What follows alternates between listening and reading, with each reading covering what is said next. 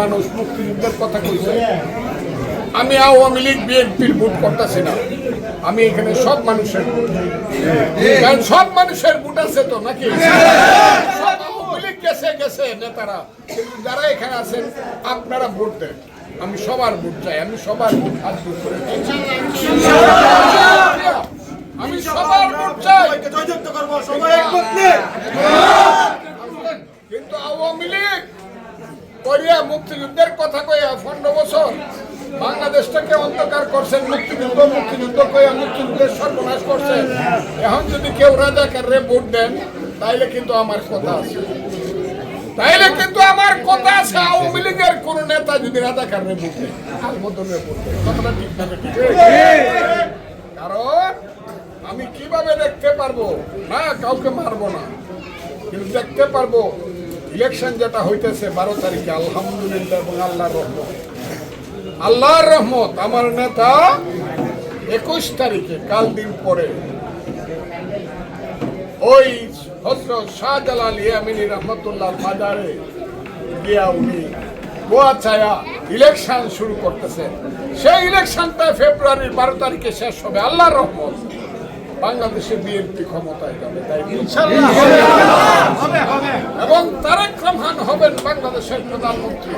আর আপনারা যদি দয়া করে আপনাদের এই সন্তান, যে সন্তান ওই জয়সিদ্ধি থেকে নৌকা বায়ে বায়ে, তখন রাস্তা ছিল না, ঘাট ছিল না, অষ্টগ্রামের বড় হাওরের সেই চাঁদ কপালি ঢেউয়ে জীবন মৃত্যু রিস্ক নিয়ে আপনাদের দরে দরে দিনের বেলায় আইসি, নিশিরাইতো আইসি।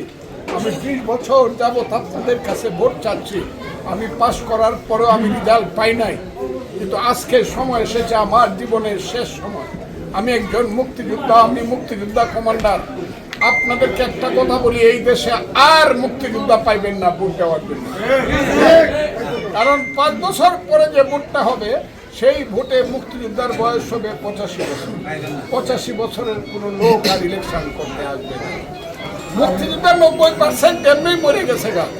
আমারে কেন জানি আল্লাহ বাঁচা রাখছে, এখন হাঁটতে পারি, দৌড়াইতে পারি। আপনারা ইচ্ছা করলে আমার মতো একজন মুক্তিযোদ্ধাকে একটা ভোট শেষবারের মতো দিয়া নিজেরও গৌরব বাড়াইতে পারেন, আমারও গৌরব বাড়াইতে পারেন। কথাটা কি ঠিক? আপনারা বলবেন আমরা মুক্তিযোদ্ধারের শেষ ভোটটা দিয়ে দেব, আর আমি বলবো মুক্তিযুদ্ধ করছিলাম বলে জীবনের শেষ পর্যায়ে মানুষের একটা সম্মান লাগবে। ঠিক আছে, সেই ভোটটা কি আপনারা আমাকে দিবেন?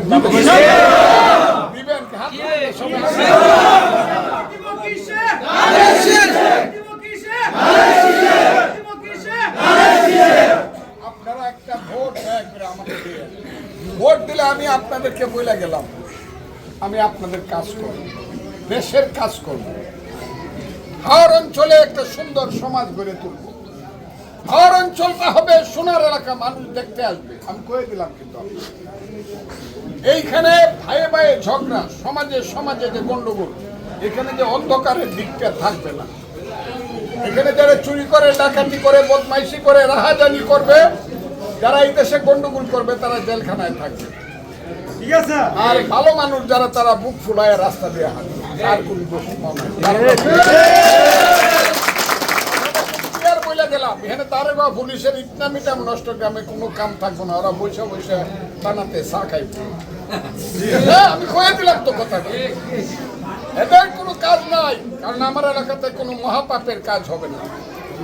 আমরা সব ভালোভাবে চলবো, ভাই ভাই মিল রেখে চলবো। ছেলে পেলে লেখাপড়া করবে, সেই লেখাপড়া আমার কর সরসরায় রস্যই দীর্ঘই মাটি সব করে রব রাতি পোহালো, কারণে কুসুম কলি সকলে ফুটিল, রাখাল গরুর পাল লয়ে যায় মাটি।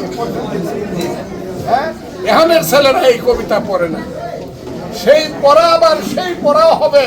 আলিফ লাম মিম জালিকাল কিতাবুল লা রাইবা ফিহি হুদাল লিল মুত্তাকিন আল্লাযিনা ইউমিনুনা বিল গায়বি। সে আল্লাহর কোরআনও লেখাপড়া হবে, সবই হবে, কিন্তু আমরা কেউ হিরোইনের ব্যবসা করব না। ঠিক কথা বুঝি? ছেলেরা গাঁজা খায়,